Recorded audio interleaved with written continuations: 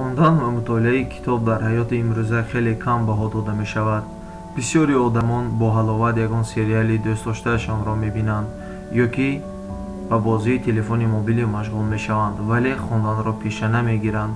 имрӯз дар контент ман ба шумоён фоида ва манфиатҳои асосии хонишро нақл мекунам. Якум, дониш. Он чизҳоеро ки шумо мехонед номаълумона ба ақли шумо фоида мебахшад ва бо ишғоли ақли шумо бо ҳикматҳои зиёд шуморо шиносон менамояд. ва чӣ қадаре ки зиёд хонед, боз бисёртар назариёти шумо нисбат ба ҳаёт васеъ мегардад. ҳикмат ва эҳсосоти шумо гуногун соҳа мешавад. чӣ хеле ки набошад, шумо ба суханҳои гирду атроф камтар аҳамият хоҳед дод ва ба шумо қарор қабул кардан осонтар мешавад ва метавонед ки вазифаҳои худро бо манфиат анҷом диҳед.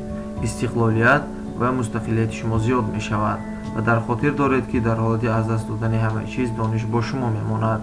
дуюм, захираи луғат. исбот шудааст ки инсонҳое ки бо хониши ҳар адабиёте ки машғул мешаванд захираи луғавии зиёд нисбати дигар инсонҳо доранд, яъне васеъ гардидани минтақаи комфорти онҳо зиёд мегардад ва имкони ба мавзӯъҳои гуногун суҳбат карданро медиҳад ва имкони таъсири шуморо медиҳад. луғат тарзи суханронии шуморо зебо менамояд ва имкон медиҳад ки фикру хаёлҳоятонро ба пуррагӣ бигӯед.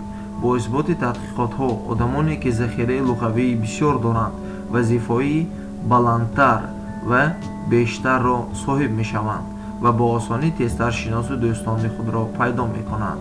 сеюм, такмили хотирот. бо хондани ягон китоби адабӣ ё ки фаннӣ шумо дар ақли худ бисёр намуди персонажҳо, таърихҳо, терминҳо ва ангезаҳоро нигоҳ медоред.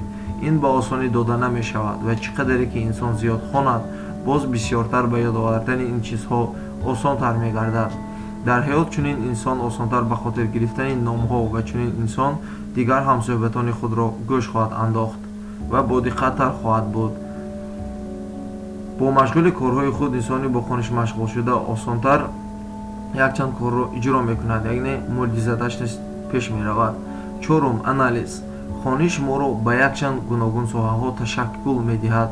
бо кушодани дунёи дигари таърихӣ ва персонажҳои гуногун, одамон ва қаҳрамонҳои нобуда ба назарҳои шумо мерасад. ҳамаи ин чизҳо ба мо рухсати нигоҳи васеъ нисбати дунёро насиб мегардонад ва бо диққаттар ба сабабу оқибати муносибатҳо ва хатогиҳои логикӣ ишора менамояд. ҳамаи ин малакаҳои аналитикии моро инкишоф медиҳад. инчунин бо хониши китоб шумо малакаҳои фикронии худро ва ба дигарон боварӣ ҳосил кардан ва ба дигарон аҳамият доданро инкишоф медиҳед. панҷум, диққатнокӣ.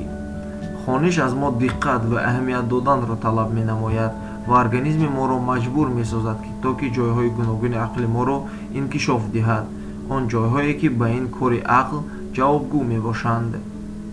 чӣ қадаре ки инсон хонад, ҳамон қадар бо диққаттар ва муфассал ва ба ҳама чиз аҳамият хоҳад дод ва бисёр вақт натиҷаҳои рӯйдодҳоро пешгӯӣ мекунад ва ҳис мекунад.